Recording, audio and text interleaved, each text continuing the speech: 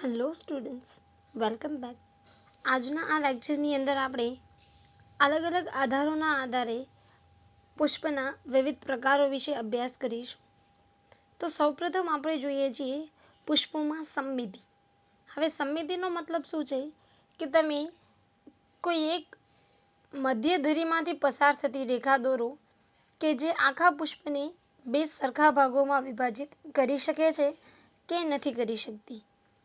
તો જો કોઈપણ રીતે પુષ્પના બે ભાગ થઈ શકે છે, પણ એ બે ભાગ માટે તમે જે રેખા દોરો છો એ એના મધ્ય અક્ષમાંથી પસાર થવી જોઈએ. તો જો આ મધ્ય અક્ષમાંથી પસાર થતી રેખા એ પુષ્પના બે સરખા ભાગ પાડે છે તો આપણે તેવા પુષ્પને નિયમિત પુષ્પ કહીએ છીએ. અને જો તેમાં કોઈપણ પ્રકારની સમમિતિ છે એ નથી જોવા મળતી તો આપણે એને અસમમિતીય પુષ્પ કહીએ છીએ. તો જેવી રીતે આપણે પ્રાણીઓની અંદર દ્વિપાર્શ્વ સમમિતિ, અરીય સમમિતિ અને અસમમિતિ પ્રાણી જોયા હતા, એવી જ રીતે પુષ્પની અંદર પણ સેમ રચના જોવા મળે છે. જેમ કે અહીંયા આપણે આ પહેલી આકૃતિમાં જોઈએ તો આમાં તમે ગમે તે અક્ષયથી લાઈન દોરશો, કોઈપણ રીતે પુષ્પ જે છે એના બે સરખા ભાગો થઈ શકતા નથી. તો આવો જે પુષ્પ છે કે જેનામાં કેન્દ્રમાંથી પસાર થતી કોઈ પણ ધરી જે છે એ પુષ્પને બે સરખા ભાગોમાં વિભાજિત ન કરી શકે, તો આવો જે પુષ્પ છે અને આપણે અસમમિતીય પુષ્પ કહીએ છીએ. ઉદાહરણ તરીકે કેના. ત્યારબાદ અમુક પુષ્પો એવા હોય છે કે પુષ્પના કેન્દ્રમાંથી પસાર થતી કોઈ પણ લંબધરી જે છે એ તેના બે સરખા ભાગોમાં વિભાજન કરી શકે છે. જેમ કે આ આપણે વાત કરીએ તો આના લીધે પણ પુષ્પના બે સરખા ભાગ થાય છે, અથવા અહીંયાથી લંબધરી દોરીએ તો પણ બે સરખા ભાગ થશે, અહીંયાથી પણ બે સરખા ભાગ થઈ શકે, અહીંયાથી પણ થઈ શકે અથવા અહીંયાથી પણ થઈ શકે. તો ટૂંકમાં તમે કેન્દ્રમાંથી પસાર થતી કોઈ પણ લંબધરી ધ્યાનમાં લો અને તે પુષ્પના જો બે સરખા ભાગો થઈ શકતા હોય તો આવા જે પુષ્પની સમમિતિ છે તેને આપણે અરીય સમમિતિ કહીએ છીએ. અને આવા પુષ્પો કે જેની અંદર અરીય સમમિતિ જોવા મળે છે તેવા પુષ્પને આપણે નિયમિત પુષ્પો પણ કહીએ છીએ. તો અરીય સમમિતિ ધરાવતા પુષ્પો એટલે કે નિયમિત પુષ્પો. હવે આવા પુષ્પો જે છે એ રાઈ, ધતુરો, મરચાં વગેરેમાં જોવા મળે છે. ત્યાર પછી આપણે બીજી સમમિતિની વાત કરીએ, એ છે બાયલેટરલ એટલે કે દ્વિપાર્શ્વ. હવે પાર્શ્વ એટલે કે બે બાજુઓ અને દ્વિ મતલબ કે બે. તો અહીંયા શું થશે, કોઈ એક જ ચોક્કસ લંબધરી જે છે એ જ પુષ્પના બે સરખા ભાગોમાં વિભાજન કરી શકે. તો તમે અહીંયાથી આ જો લાઈન દોરશો તો આના બે સરખા ભાગો નહીં થાય, અહીંયાથી પણ આના બે સરખા ભાગો નહીં થાય, પરંતુ માત્ર ને માત્ર આવી રીતે જો એના મધ્ય અક્ષમાંથી જ પસાર થશે તો જ પુષ્પના બે ભાગો થઈ શકે છે. તો આવા જે પુષ્પ કે જેનામાં માત્ર કોઈ એક ચોક્કસ લંબધરીએ બે સરખા ભાગો થઈ શકે તો એવા પુષ્પોને આપણે કહીએ છીએ અનિયમિત પુષ્પો. આના ઉદાહરણની અંદર આપણે વાલ, વટાણા, ગુલમોહર, ગલતોરો વગેરેના ઉદાહરણ લઈ શકીએ છીએ. તો અહીંયા તમને કેટલાક પુષ્પોની અંદર આ સમમિતિ દર્શાવેલી છે. જેમ કે આ જે પેલું ડાયાગ્રામ આપ્યું છે એનામાં તમે આવી રીતે આ જે રેડ લાઇનથી ઇન્ડિકેટ કરેલ છે કોઈ પણ મધ્ય અક્ષયથી તમે એને કાપો તો એ પુષ્પના બે સરખા ભાગોમાં વિભાજન થઈ શકે છે. તો આવો પુષ્પને આપણે કહીશું નિયમિત પુષ્પ. આના પછી આ બીજું પુષ્પ જોવો છો એ વટાણાનું પુષ્પ છે કે જેનામાં આ રેડ લાઇન જે દર્શાવી છે એ આ એક જ લાઇન મધ્ય અક્ષમાંથી થતી પસાર છે કે જે પુષ્પનું બે સરખા ભાગોની અંદર વિભાજન કરી શકે છે. તો આવા પુષ્પને આપણે ઝાયગોમોર્ફિક એટલે કે અનિયમિત પુષ્પ કહીએ છીએ. અને એની પછીની આકૃતિમાં તમે જોશો કે આ પુષ્પને તમે કોઈ પણ અક્ષયથી વિભાજન કરશો તો પણ પુષ્પ જે છે એના બે સરખા ભાગો નહીં થઈ શકે. તો આવા પુષ્પને આપણે એસિમેટ્રિક ફ્લાવર એટલે કે અસમમિતીય પુષ્પ તરીકે ઓળખીએ છીએ. હવે અહીંયા તમને સમમિતિના આધારે જે આપણે પુષ્પના પ્રકાર જોયા કે જો પુષ્પ અરીય સમમિતિ દર્શાવે છે તો આપણે તેને નિયમિત એટલે કે રેગ્યુલર ફ્લાવર કહીએ છીએ, અને જો તે દ્વિપાર્શ્વ સમમિતિ દર્શાવે છે તો આપણે તેને અનિયમિત એટલે કે ઇરેગ્યુલર પુષ્પ કહીએ છીએ. જેમ કે આ જે લાઈન છે એનાથી પણ પુષ્પના બે સરખા ભાગોમાં વિભાજન થઈ શકે છે, અહીંયાથી પણ થઈ શકે છે. આવી રીતે તમે કોઈ પણ મધ્ય અક્ષીથી કરશો તો આ બે પુષ્પો જે છે એનું સરખા ભાગોની અંદર વિભાજન કરી શકે છે. તો આ સમમિતિના આધારે પુષ્પના બે મુખ્ય પ્રકારો નિયમિત પુષ્પ અને અનિયમિત પુષ્પ, અને ત્રીજો પ્રકાર છે અસમમિતીય પુષ્પો. હવે આપણે પુષ્પના અન્ય પ્રકારો જોઈએ, એ છે પુષ્પીય બહિરુદભેદ. આના આધારે તો સૌથી પહેલાં પુષ્પીય બહિરુદભેદ એટલે શું? તો પુષ્પની અંદર જે દલપત્રો એટલે કે જે પુષ્પનો મુખ્ય રંગવાળો ભાગ છે એ, અને એના નીચે જે ગ્રીન કલરના પર્ણ જેવો વજ્રપત્ર આવેલા છે, તો આ વજ્રપત્ર અને દલપત્રો જે છે એને પુષ્પના બહિરુદભેદ ગણવામાં આવે છે. તો કોઈ પણ પુષ્પ છે એ કેટલી સંખ્યામાં બહિરુદભેદ ધરાવે છે એના આધારે આપણે પુષ્પોના 3 પ્રકાર પાડીએ છીએ. જો દલપત્રોની સંખ્યા છે એ 3 છે, અહીંયા તમે જોઈ શકો છો કે આ જે ફર્સ્ટ પેજ છે આની અંદર આ એક દલપત્ર, આ બીજું અને આ ત્રીજું, એટલે કે આની અંદર ટોટલ તમને 3 દલપત્રો દેખાય છે. તો આવી રીતે 3 દલપત્રો ધરાવતો જે પુષ્પ છે એને આપણે ત્રિઅવયવી ટ્રાઇમેરસ ફ્લાવર તરીકે ઓળખીએ છીએ. ત્યારબાદ બીજા પેજની અંદર તમે જોવો છો તો આ એક દલપત્ર, આ સેકન્ડ, થર્ડ અને ફોર્થ. તો આવી રીતે આ પુષ્પની અંદર ટોટલ 4 પુષ્પીય બહિરુદભેદ જોવા મળે છે. તો આવા પુષ્પને આપણે ચતુઃઅવયવી એટલે કે ટેટ્રામેરસ ફ્લાવર તરીકે ઓળખીએ છીએ.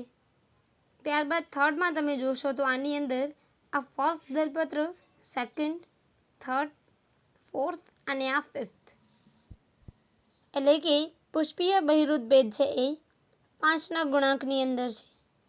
તો એવા પુષ્પને આપણે પંચાવયવી એટલે કે પેન્ટામેરસ ફ્લાવર તરીકે ઓળખીએ છીએ. તો આવી રીતે પુષ્પીય બહિરુદભેદ છે એની સંખ્યા કેટલી છે? જો 3 છે તો ત્રિઅવયવી, 4 છે તો ચતુઃઅવયવી અને 5 છે તો પંચાવયવી. તો આ આપણે પ્રકાર પાડ્યા પુષ્પના, મુખ્યત્વે તેની અંદર બહિરુદભેદ કેટલા આવેલા છે. ત્યારબાદ હવે આપણને નિપત્રના આધારે પુષ્પોના પ્રકાર પાડવાના છે. તો એનાથી પહેલાં આપણે નિપત્ર વિશે માહિતી મેળવી લઈએ. તો સૌથી પહેલાં આપણે અહીંયા પુષ્પની રચના જોઈએ. તો અહીંયા જે તમને આ પિંક કલરના જે પર્ણ જેવી રચનાઓ દેખાય છે એ ખરેખર છે એના બધા જ દલપત્રો. ત્યારબાદ અહીંયા જે નીચે ગ્રીન કલરની જે તમને રચના દેખાય છે એ છે એના વજ્રપત્રો, અને એના નીચે પણ હજી તમને આ ગ્રીન કલરના બીજા નાના પર્ણ જેવી રચના દેખાય છે. તો આ જે લીલા પર્ણો જેવી રચના છે એને કહેવાય બ્રેક્ટિસ એટલે કે નિપત્ર. તો ટૂંકમાં નિપત્ર એટલે કે પુષ્પીય દંડ જે છે એનામાં નીચેના ભાગે જે અવનત થયેલા સંકુચિત પર્ણો છે એને આપણે નિપત્ર કહીએ છીએ. તો આ નિપત્રના આધારે પુષ્પોના પ્રકાર જોઈએ. તો જો પુષ્પ નિપત્ર ધરાવે છે એટલે કે જે પુષ્પમાં પુષ્પદંડની નીચેની તરફ જે છે એ નિપત્ર હાજર છે તો એવા પુષ્પને આપણે નિપત્રી પુષ્પ કહીએ છીએ. અને જો તેમાં નિપત્ર ગેરહાજર છે તો એવા પુષ્પને આપણે અનિપત્રી પુષ્પ કહીએ છીએ. હવે નિપત્રી પુષ્પના ઉદાહરણમાં આપણે લઈ શકીએ છીએ બોગનવેલ. તો આ બોગનવેલ જે છે એને સામાન્ય રીતે કાગળના ફૂલો તરીકે પણ ઓળખવામાં આવે છે.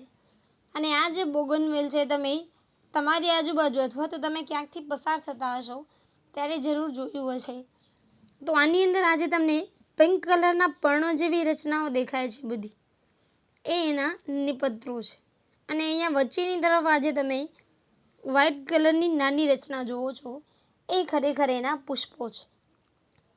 તો મુખ્યત્વે બોગનવેલમાં શું થાય છે કે એના પુષ્પો છે એકદમ નાના અને રંગ વગરના હોય છે. તો એના ઉપર કીટકો છે એ આવતા નથી. તો આ બોગનવેલ ઉપર કીટકોને આકર્ષિત કરી શકાય એના માટે એના નિપત્રો જે છે એ મોટા થાય છે અને રંગીન બને છે. તો નિપત્રી પુષ્પના ઉદાહરણ તરીકે આપણે બોગનવેલ લઈ શકીએ. ત્યારબાદ અનિપત્રી પુષ્પોમાં જોઈએ તો અનિપત્રીનું ઉદાહરણ છે ગલતોરો. અને આ ગલતોરો જે છે એના પુષ્પો પણ ઘણી વખત અથવા ગલતોરાના જે ઝાડ છે એ ઘણી વખત હાઈવેની રોડ સાઈડ ઉપર લગાડેલા હોય છે. તો આ નિપત્રના આધારે હાજર છે તો નિપત્રી પુષ્પ અને ગેરહાજર છે તો અનિપત્રી પુષ્પ. હવે બીજાશય જે છે કે જે સ્ત્રી કેસરનો એક મુખ્ય ભાગ છે. તો આ બીજાશયના આધારે પ્રકાર ભણતા પહેલાં આપણે સૌથી પહેલાં બીજાશય વિશે માહિતી મેળવી લઈએ. તો લાક્ષણિક પુષ્પ જે છે એનામાં આ તમને અહીંયા વજ્રપત્ર દેખાય છે. ત્યારબાદ આ રંગીન દલપત્ર, ત્યાર પછી છે આનો પુંકેસર. તો હવે આ પુંકેસર છે એનામાં બે ભાગ જોવા મળે છે. આનામાં તમે ઉપરની તરફ આ જે ગોળાકાર રચના દેખાય છે એ છે પરાગાશય, અને એની નીચેની તરફ આ તંતુ જેવો ભાગ. તો પરાગાશય છે એ અને તંતુ આ બંને ભેગા મળી અને સ્ટેમન એટલે કે પુંકેસરનું નિર્માણ કરે છે. હવે આપણે સ્ત્રીકેસરના ભાગો જોઈએ તો અહીંયા સૌથી ઉપરનો ભાગ જે છે એ છે સ્ટિગ્મા, કે જેને આપણે પરાગાસન કહીએ છીએ, કે જ્યાં પરાગરજ આવી અને આસન ગ્રહણ કરે છે. ત્યારબાદ આ જે નીચેની તરફનો ભાગ છે એને આપણે પરાગવાહિની કહીએ છીએ. ત્યારબાદ આ સૌથી નીચેનો જે ભાગ છે એને આપણે કહીશું બીજાશય. તો આવી રીતે ટોચનો પરાગાસન, ત્યારબાદ આ પરાગ નલિકા અને આ નીચેનું બીજાશય, આ ત્રણ ભેગા મળી અને સ્ત્રીકેસરની રચના કરે છે. તો હવે આ બીજાશય છે એ પુષ્પમાં કયા સ્થાને આવેલું છે એના આધારે આપણને પુષ્પના પ્રકાર ભણવાના છે. તો એના આધારે આપણે મુખ્યત્વે પુષ્પના 3 અલગ અલગ પ્રકાર પાડીએ છીએ. એનામાંથી એક છે અધોજાયી પુષ્પ, ત્યારબાદ છે પરિજાયી પુષ્પ અને ત્રીજું છે ઉપરીજાયી.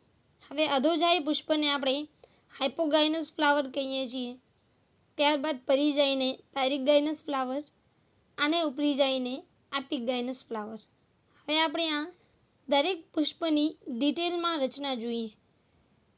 તો અધોજાયી પુષ્પ આપણે કોને કહીશું, તો જેમાં સ્ત્રીકેસર જે છે એ સૌથી ઉપરની તરફ આવેલું હોય, જ્યારે બાકીના ભાગો, હવે આ બાકીના ભાગોની અંદર આપણે સમાવેશ કરીશું વજ્રપત્ર, દલપત્ર અને ત્રીજું પુંકેસર.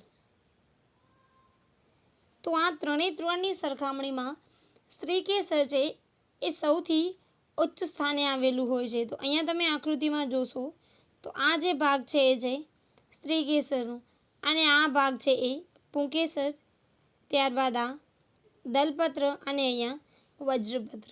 તો અહીંયા શું થાય છે કે આમાં સ્ત્રીકેસર છે એનું સ્થાન છે એ સૌથી ઉપરની તરફ છે, અને આ સ્ત્રીકેસરની નીચે જ બાકી જે 3 ભાગો છે એટલે કે વજ્રપત્ર, દલપત્ર અને પુંકેસર એ તેની નીચે આવેલા હોય છે.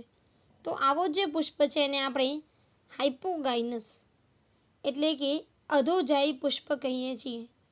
તો અહીંયા એક વસ્તુ યાદ રાખજો કે જો પુષ્પ છે એ અધોજાયી છે એટલે કે એનામાં જો બધા ભાગો નીચેની તરફ છે તો એનું બીજાશય જે છે એ ઉચ્ચસ્થ હશે, કારણ કે આનો સ્ત્રીકેસર છે એ સૌથી ઉપર છે, એટલે આનું બીજાશય પણ કેવું હશે? બધા કરતાં ઊંચું.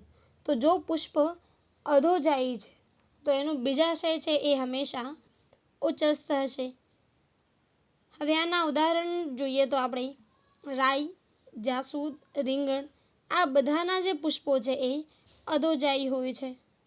એના પછી બીજો પ્રકાર છે પરિજાયી પુષ્પ, કે જેને આપણે પેરીગાઇનસ ફ્લાવર પણ કહીએ છીએ. તો આની અંદર શું થશે? આની અંદર સ્ત્રીકેસર જે છે એ મધ્ય સ્થાને હશે અને બાકીના જે ભાગો છે પુંકેસર, વજ્રપત્ર, દલપત્ર એ બધા ભાગો પણ એ જ ઊંચાઈએ ગોઠવાયેલા હોય છે. જેમ કે અહીંયા તમે જોશો આ સ્ત્રીકેસર, અહીંયા પુંકેસર, ત્યારબાદ પિંક કલરનું દલપત્રો અને અહીંયા નીચે વજ્રપત્રો. તો આ બધા જ જે છે એ એક જ સમાન ઊંચાઈએ ગોઠવાયેલા છે.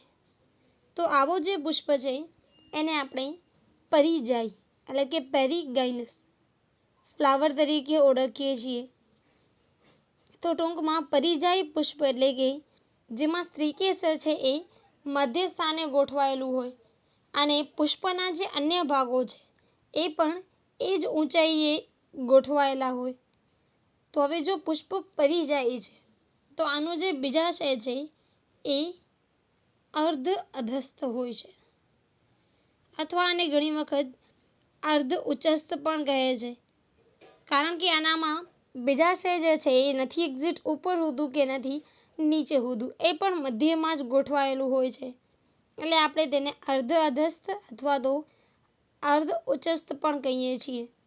અને આ પ્રકારના પુષ્પો છે એ ગુલાબ, પીચ વગેરેના પુષ્પોમાં જોવા મળે છે. ત્યારબાદ પુષ્પનો ત્રીજો પ્રકાર જોઈએ તો એ છે એપિગાઇનસ એટલે કે ઉપરીજાયી પુષ્પ.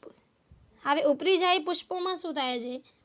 તો આ જે છે પહેલાં જે આપણે પુષ્પનો પ્રકાર જોયું અધોજાયી એના કરતાં આખે આખું ઊંધું છે. તો આનામાં શું થશે કે બીજાશય જે છે એ સંપૂર્ણ આખે આખું નીચેની તરફ હશે, જ્યારે બાકીના જે ભાગો છે એ બીજાશયની ઉપર આવેલા હશે. જેમ કે તમે અહીંયા જોવો છો આ બીજાશય જે છે એ સૌથી નીચેની તરફ આવેલું છે અને આ બીજાશયની ઉપરની તરફ જ અન્ય ભાગો જેમ કે આ છે વજ્રપત્ર, આ દલપત્ર અને આ પુંકેસર. તો આવી રીતે બધા ભાગો જે છે એ બીજાશયની ઉપરની તરફ આવેલા હોય છે. તો ટૂંકમાં આ જે બીજાશય છે આખે આખું પુષ્પાસનથી ઢંકાયેલું હોય છે, કારણ કે આ પુષ્પાસનના આગળના ભાગેથી જ બધા વજ્રપત્ર, દલપત્ર અને પુંકેસર ઉત્પન્ન થાય છે. તો આ પુષ્પાસન જે છે એ આવી રીતે આ ગ્રીન કલરનું આજે તમે ભાગ જુઓ છો એ આખે આખું પુષ્પાસન છે. તો આ પુષ્પાસન જે છે એ આખે આખા બીજાશયને આવૃત કરે છે અને જે અન્ય ભાગો છે એ બીજાશયની ઉપરની બાજુએથી વિકાસ પામે છે. તો આવો જે પુષ્પ છે એને આપણે ઉપરીજાયી પુષ્પ કહીશું. હવે જો પુષ્પ ઉપરીજાયી છે તો આનું જે બીજાશય છે એ અધસ્થ એટલે કે નીચેની બાજુએ હોય છે. તો આવી રીતે જો પુષ્પ અધોજાયી છે તો એનું બીજાશય ઉચ્ચસ્થ છે, પુષ્પ પરિજાયી છે તો એનું બીજાશય અર્ધ અધસ્થ છે અને જો પુષ્પ છે એ ઉપરીજાયી છે તો એનું બીજાશય છે એ અધસ્થ છે. હવે આપણે ઉપરીજાયી પુષ્પના કેટલાક ઉદાહરણ જોઈએ તો જામફળ, કાકડી, ત્યારબાદ સૂર્યમુખીના કિરણ પુષ્પકો એટલે કે જે તમને બારે પીળા કલરના યલો કલરના જે નાની નાની પાંખડીઓ દેખાતી હોય છે એ પણ મુખ્યત્વે ઉપરીજાયી પુષ્પની અંદર સમાવેશિત થાય છે. તો આ ત્રણ આપણે બીજાશયના આધારે પુષ્પના પ્રકાર પાડ્યા છે કે જો બીજાશય ઉચ્ચસ્થ છે તો પુષ્પ અધોજાયી છે, જો બીજાશય અર્ધ અધસ્થ છે તો પુષ્પ પરિજાયી છે અને બીજાશય અધસ્થ છે તો પુષ્પ ઉપરીજાયી છે. તો આ અલગ અલગ બાબતોને આધારે આપણે પુષ્પના જુદા જુદા ભાગ પાડેલા છે. તો આજના આ લેક્ચર માટે આટલું જ. નેક્સ્ટ લેક્ચરની અંદર આપણે પુષ્પના ભાગો વિશે ડિટેલમાં અભ્યાસ કરીશું. આ તમારું આજનું હોમવર્ક.